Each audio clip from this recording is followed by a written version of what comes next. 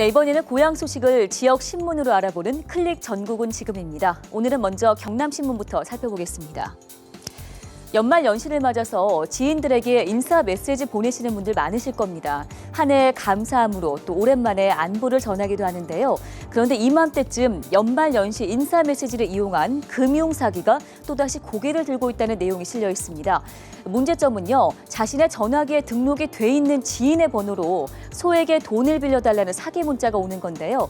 대개 10만 원 안팎의 작은 돈인데다가 또 지인과의 관계를 생각해서 돈을 보냈다가 피해를 보고 있습니다.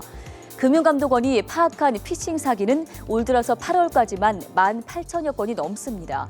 피해 액수는 무려 1,200여억 원에 달한다고 하는데요. 연말 연시를 맞아서 다시 고개를 들고 있는 금융사기. 피해를 막기 위해서는 상대가 아는 사람인지 꼭 확인을 하는 절차가 필요해 보입니다. 다음은 전북일보입니다.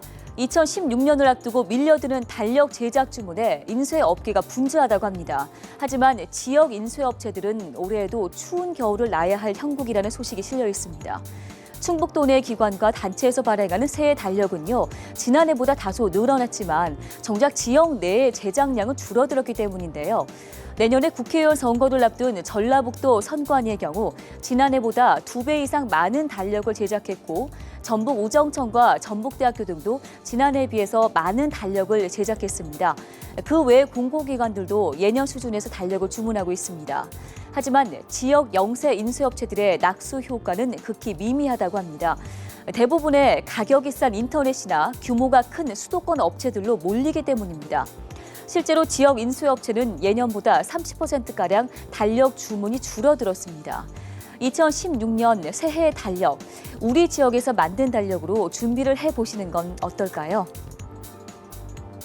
마지막으로 매일신문 소식입니다. 쌀 소비는 갈수록 줄어들고 쌀은 남아돌고 지금 농촌은 쌀 처리가 심각한 문제로 떠오르고 있습니다. 이런 가운데 정부가 쌀 재고 처리 방안으로 묵은 쌀을 가축 사료용으로 사용하는 안을 확정한 것으로 알려지면서 논란이 일고 있다는 소식이 실려 있습니다.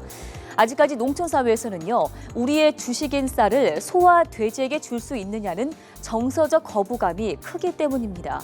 실제로 정부가 묵은 쌀 사료화를 지난 2002년과 2010년에도 추진을 했습니다만 반대 여론을 넘지 못했었습니다.